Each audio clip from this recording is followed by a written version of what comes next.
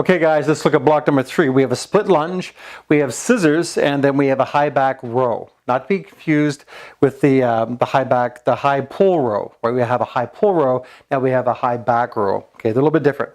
So split lunge, scissors, and high back row. Confusing myself there for a second. All right, so a split lunge is just that, 1 foot forward, 1 foot back. Make sure you don't put your feet in behind each other, extend them wide, a little bit wider. Right, so you have a little bit of a wide base of support, gives you a little more balance. I'm going to step back into it, take a nice long stride, and I'm going to drop this back knee. I'm going to bend the back knee and see how I'm going to come up nice and tall. Now look at the angle of my front leg, right? 90-degree angle, right? A right angle is what we're looking for. Body's nice and tall. Core muscles are active, so straight through my spine, the core is nice and strong. I'm going to push off my back foot, flex my right glute, and push myself straight up. Right? My primary focus on this exercise is in my back leg. And I can play around. I can use my front leg, but it kind of tilts me forward. So I want to use my back glute predominantly, bring myself up nice and tall.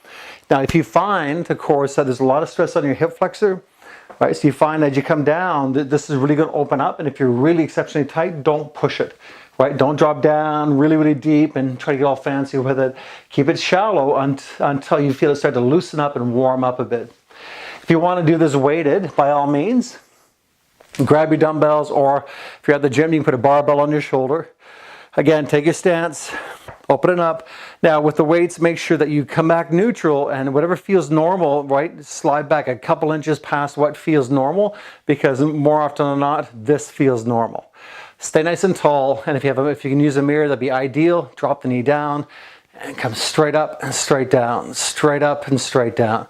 Now with a little bit of weight, of course, it doesn't take much to actually make the exercise a little more challenging. And of course, just a couple hours ago, I just trained legs with my son, the cameraman. So split lunge, why I love that exercise, it really opens up the thighs. It really goes after a lot of muscle tissue that we don't normally get from doing from small stance squats, from cycling, from running. Everything's too narrow. I like the big open movements. First, remember the first block, side lunge, second block, or third block, long lunges, sumo squats, right? Really big open movements, trying to get these really tight muscles open up and getting ready for some cool stuff in phase 2 and phase 3. Second exercise here are scissors. Now let's hit the ground here for scissors. And a few different ways we can play around with this. Of course, we can sit up here as such, shoulders back and down. Right, weights on the heel of my hands here, and not too much weight at all. I determine the degree of difficulty in the exercise by the length of the lever. Long lever, short lever, right? So you decide what that looks like.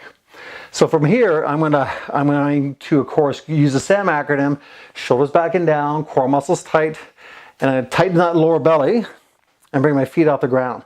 Now, traditionally, of course, a scissor exercise, we just focus on bringing the feet over.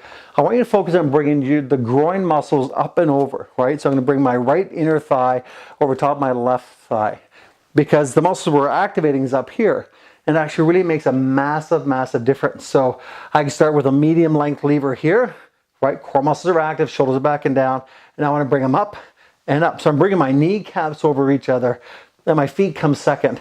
And by doing that, I make the lever this much shorter, right? Which is pretty significant. There's a lot of weight here from my knee to my ankle, okay?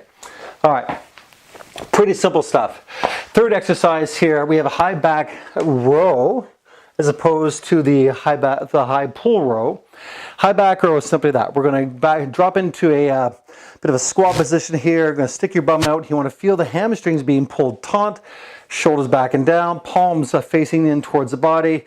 Again, SAM, shoulders back and down, knees soft, core tight. A and SAM activate. Draw your shoulder blades together, and then they're going to bring those elbows back.